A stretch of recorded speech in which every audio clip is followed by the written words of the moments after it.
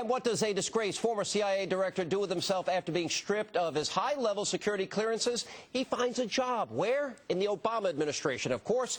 According to Newsweek magazine, John Deutsch, the former Clinton spy chief, has been appointed to serve on a board that will review spy satellite programs. In 1996, after Deutsch left his post, he was accused of storing hundreds of top-secret documents on his personal laptops in his home.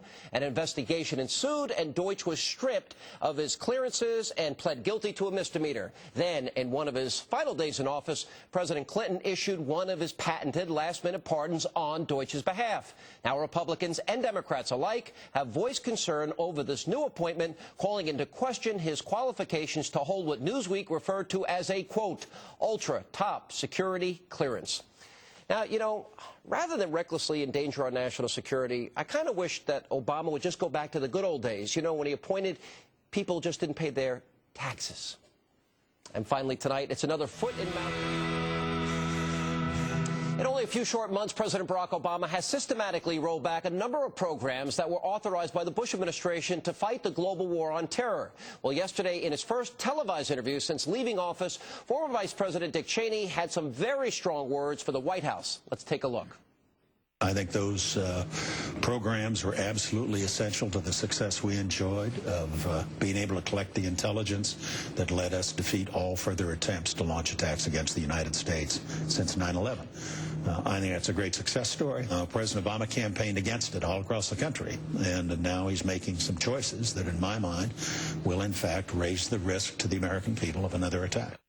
My next guest had a seat at the table when many of those programs began during the Bush administration, and here to give us an exclusive first look at his brand new book, Eyes on the Horizon, is former chairman of the Joint Chiefs of Staff, General Richard Myers. General, good to see you. I appreciate you being here. Thank you. By the way, I love your background. Just to give people a little perspective of what a great country this is. You grew up in Kansas, son of a hard-working, no-nonsense parents, and it's the American dream.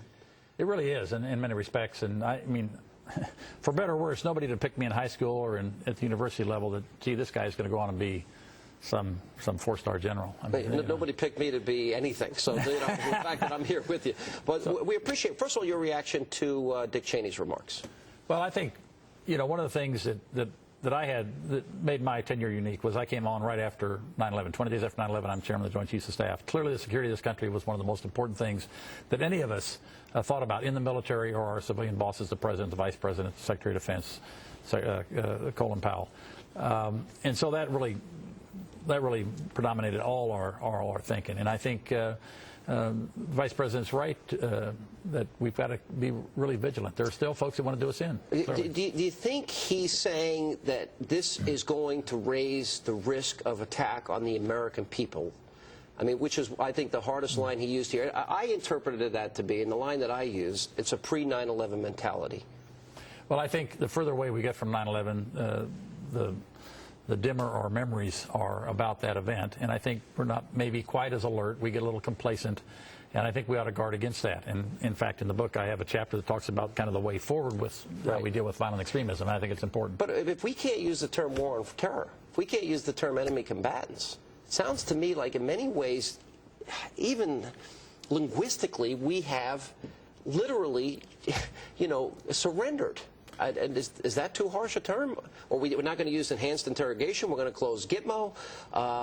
You know, they're against the Patriot Act, the NSA program. These are major decisions they're making. Yeah, and one of the things, of course, we got three branches of government. The Congress will have something to say. Not everybody in Congress would, of course, go along with what the administration wants, just like the Bush administration. But I think we have to be very, very cautious here. I do think we need good public debate about all these issues. You know, the Bush administration, all of us wanted to close Guantanamo. We just couldn't find a way to do that, find places for these very dangerous people to go. But when you specifically close Guantanamo, you get rid of enhanced interrogations. You know, as Dick Cheney said in this interview, you know, these are the very things, you know, that's our terrorist surveillance program. Enhanced interrogations was all about, and that was keeping America safe. By pulling back on these and going in the opposite direction, can the American people conclude that we will be less safe?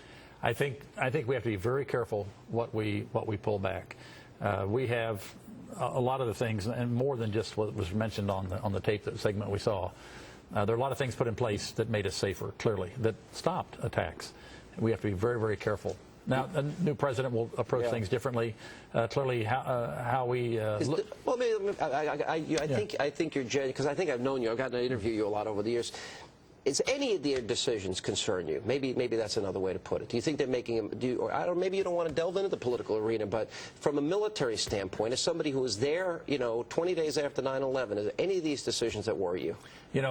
You're right about the first part. It's hard for somebody that served 40 years in the military to delve in the political arena. That's not been my life, and so and the last thing I'm going to do as a former chairman is get in the way of new president, new chairman of the Joint Chiefs of Staff. So I don't like to get in there. I do think people have to be very, very cautious about the decisions they make, because there are still people that want to do us great harm. What do you think is the biggest challenge we have? Iran? Are you concerned about the Chinese military buildup? Are you concerned about Hamas and Hezbollah and Al-Qaeda and Osama bin Laden? Where do you see the biggest worries? All of that, but the one that I'd put number one on my priority list would be the continuing threat from violent extremism. In other words, terrorism. Yes, absolutely. And do you think America is vulnerable? Do you think, and I'm not asking you obviously to divulge the information you know, but I'll never forget, I didn't like the 9/11 Commission report, I disagreed with it, but the thing that stuck out in my mind, and I quote it often, was they were at war with us, and we weren't at war with them. And I'm thinking they're still at war with us. I don't think they've changed or given up their fanaticism. No, Al-Qaeda declared war against us in 1998, and it wasn't until September 11, 2001 that the 204 hit us on the side of the head and said, gee, they really can do us great harm. Yeah. I hope we don't lose that feeling entirely, because we have to deal with this threat. I would say we have to deal with it in a little more strategic way than we have, however. Well, let's talk just a little bit about, you believe that America has misidentified its adversary, focusing narrowly on tactical battles instead of long-range strategies. Explain that, because you go into that in some detail. Right. That's one whole chapter in the book that talks about this threat from violent extremism, that we need a strategic approach, and that I call it a global insurgency. I don't know if that's the right term, but a loose grouping of violent extremists, but have a common aim, and that is to delegitimize existing governments and put themselves in power. And they're extreme in their views. General, 40 years you served your country. You're a great American. It's an honor to see you. Good luck with the book, and we appreciate you being with us. John, thank you very much. Thank you very much. And finally tonight, it's time.